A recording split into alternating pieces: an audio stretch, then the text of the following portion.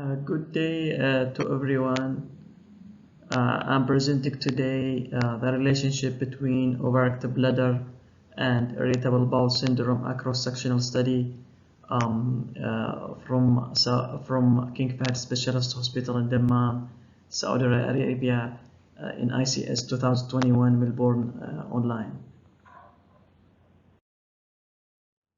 I have nothing to disclose.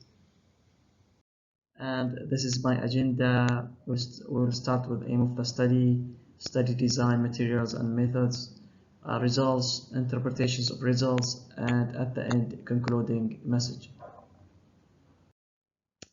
The aim of the study, both overactive bladder and irritable bowel syndrome are smooth muscle disorders with stressful stigma on quality of life in general. We aimed here to examine the prevalence and correlation between overactive bladder and IBS in a Saudi population using cross-sectional design. A validated questionnaire about overactive bladder symptom score and room 3 IBS criteria was designed as smartphone software application and then was sent to public in Eastern Province, Saudi Arabia. The study was approved by IRB with a number Euro 0313. 765 individuals, 64% of them were females, aged 18 years and above, agreed to participate in this cross-sectional study.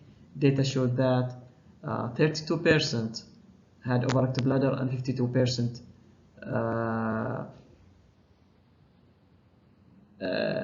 had IBS.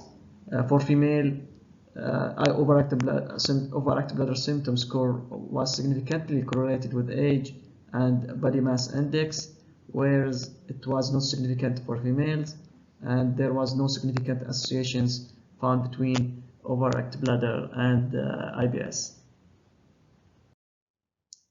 In persons with overactive bladder, 59% of males and 55% of females had IBS. The overactive bladder scores of IBS and non-IBS in men were 3.21 plus minus 2.7 and 2.82 plus minus 2.7, and in women were 5.17 plus minus 4.18 and 4.72 plus minus 4. Body mass index, age, and sex were found to significantly affect developing overactive bladder. Women were 2.5 times more likely to have overactive bladder compared to men, and only 21% of IBS and 9% of overactive bladder and 42% of overactive bladder IBS individuals sought a medical advice. The data showed that the quality of life is negatively affected for overactive bladder individuals. Interpretations of results. The results showed that both overactive bladder and IBS are common among Eastern Province population with a relatively higher percentage towards female population.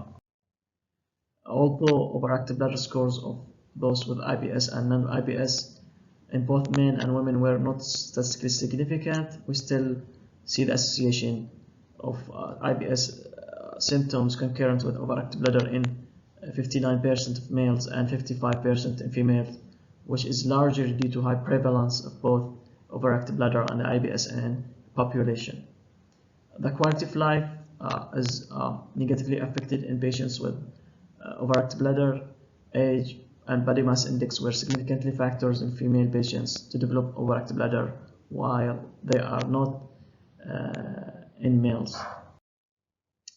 At the end, the concluding message: although around 55% of persons with overactive bladder had IBS and no statistically significant association between IBS and overactive bladder was observed, yet due to a high prevalence of both IBS and overactive bladder and negative impact on quality of life, physicians should assess bowel habit in any patients with overactive bladder and vice versa. the public awareness about these two conditions and related symptoms should be increased. A larger study suggested to study more the association between overactive bladder and IBS. Thank you very much.